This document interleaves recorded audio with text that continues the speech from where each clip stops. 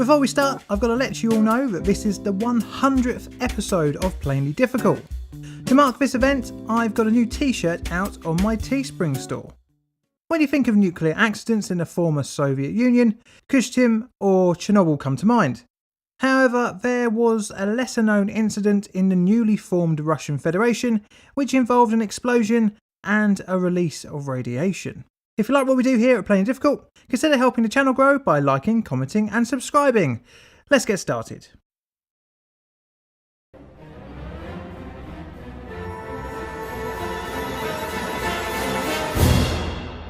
It's been a while since we've covered an incident in Russia, and this subject has been on my list for quite a long time. It is a very interesting event to look at as it happened fairly recently, well in comparison to some of the other things I've covered on this channel. Of course, today we are looking at the explosion at Tomsk-7 reprocessing facility. Today I'm rating this subject here on my disaster scale, not too bad, not too good. Nuclear fuel reprocessing is a vital link in the fuel supply chain for both nuclear reactors and atomic weapons. On both sides of the Iron Curtain, many facilities were employed in the recycling of spent fuel for reuse. One such facility in the former Soviet Union, based in Tomsk-7, was a complex used in the nuclear technological cycle for the creation of nuclear weapons components based on fissile materials. Tomsk-7 was the name given to current-day Seversk, a secret city in Tomsk Oblast, Siberia. The city was founded in 1949 and quickly became a main hub for the Soviet atomic industry.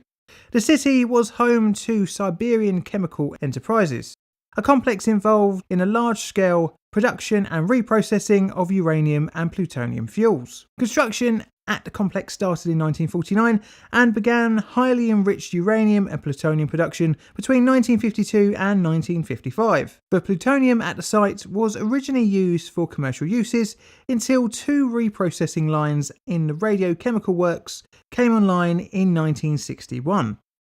The site had a varying number of uses, including experimental reactors, an isotope separation plant, a plant for producing uranium oxide protoxide and hexafluoride, a uranium and plutonium production plant, and storage facilities for radioactive wastes. With such a strategically important site, the USSR kept the plant and the city under tight controls, with the city not appearing on public maps and the movement of residents severely restricted. However, today's incident actually happened after the fall of the USSR in the new Russian Federation, in April 1993. The city had been able to use its real name after President Boris Yeltsin decreed in 1992 that such cities could use their historic names. Although no longer a state secret, the facility in the newly named Seversk was still vital to the country's nuclear industry and as such was still heavily guarded. After the end of the Cold War, the Tomsk-7 complex had moved away from weapons materials production to more civilian applications. Due to the activities on the 192 km square site, an area surrounding it of 1,560 km squared was designated as a supervision zone, where routine measurements are taken to monitor the environmental impact of nuclear operations. Located around 16 km from the regional capital of Tomsk, in 1993, the city, which houses personnel working at SCE and their families, had a population of over 100,000 people. The countryside around the SCE was sparsely populated apart from Tomsk and the former secret city, Seversk. The regional capital had a population of around 500,000 people. There were several smaller villages in the region, mainly agricultural communities with only a few hundred inhabitants. Reprocessing of uranium and plutonium was carried out in Building 201 of the radiochemical works at the SCE. Let's have a look at the process employed at Tomsk-7. Reprocessing started with loading of irradiated standard uranium blocks into the plant where they were dissolved in concentrated nitric acid. The solution was then transferred to another vessel and was prepared for extraction by adjusting acidity and the temperature.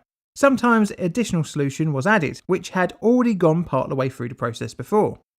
To avoid a chemical reaction in the solution, compressed air was used to stop it from separating out.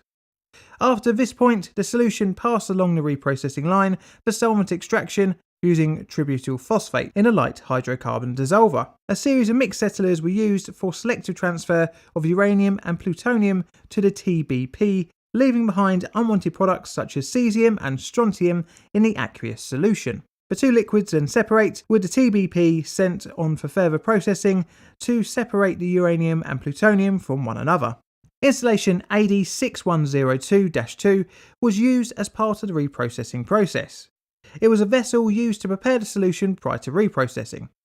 The vessel was made out of stainless steel with a volume of 34 meters cubed, enclosing a steam heating and cooling sleeve. It was also fitted with a number of sensors to help with process control.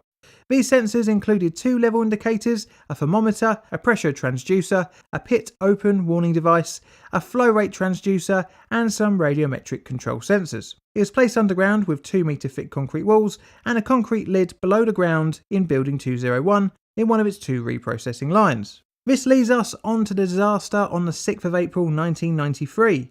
In the preceding days, installation AD6102-2 was completely emptied. The facility was then recharged in preparation for new solution. Before the 6th, one batch had been extracted.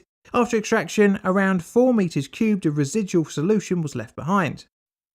In the morning of the 6th of April, 2 batches of product 166 with a volume of around 19.5 meters cubed were added to AD6102-2.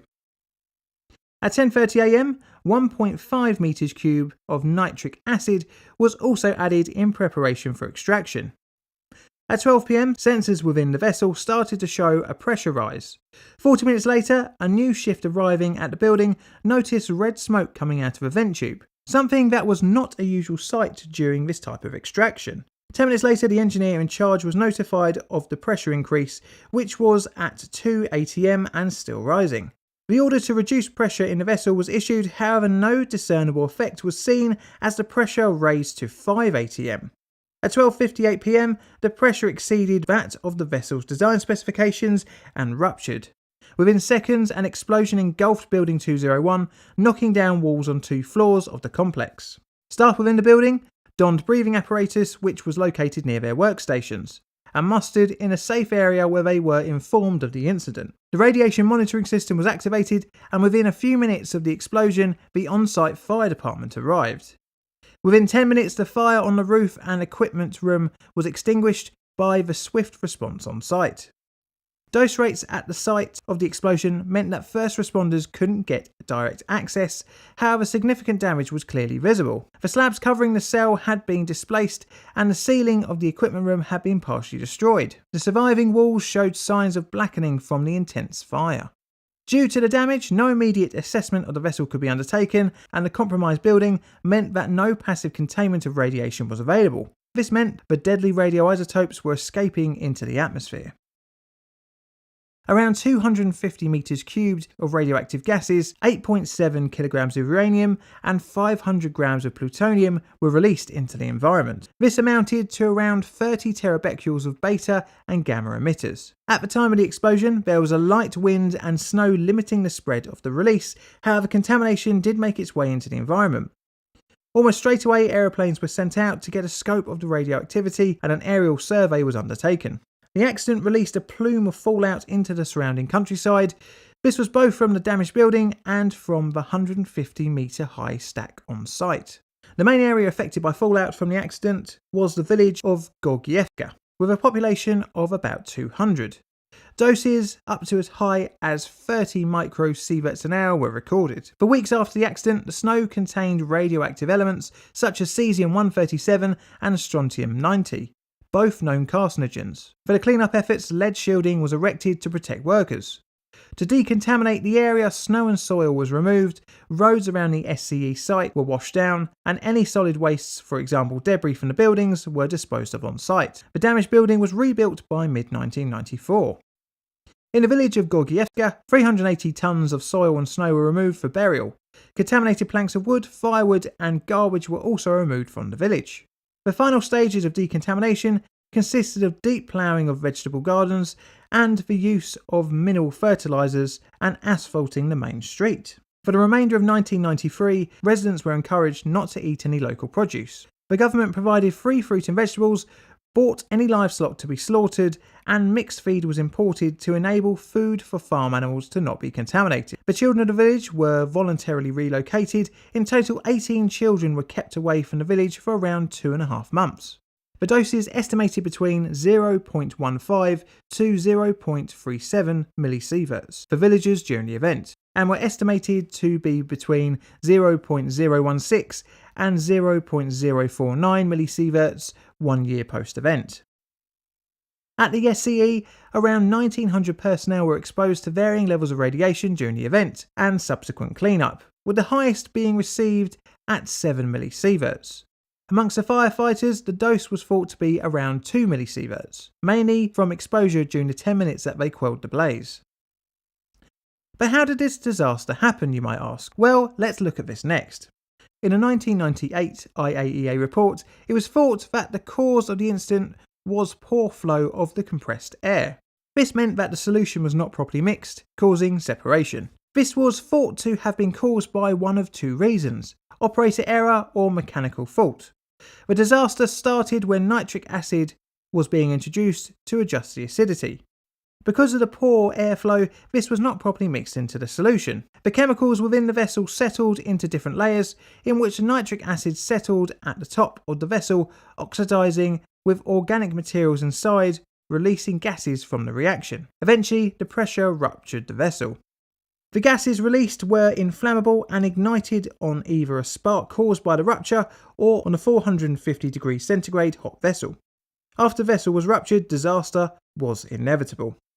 The site continued to see use, however some of the reactors on site were shut down in 2008 as part of a Russian-US agreement in the winding down of weapons-grade plutonium production. Today the facility produces fuel for foreign customers and stores low and intermediate level nuclear wastes from reprocessing. The video? If you'd like to support the channel financially, you can on Patreon from $1 per creation. That gets you access to votes and early access for future videos. I have YouTube membership as well from 99 pence per month, and that gets you early access to videos as well. Check me out on Twitter, and also if you want to wear my merch, including my new 100th episode special t-shirt, you can purchase it at my Teespring store. And all that's left to say is thank you for watching.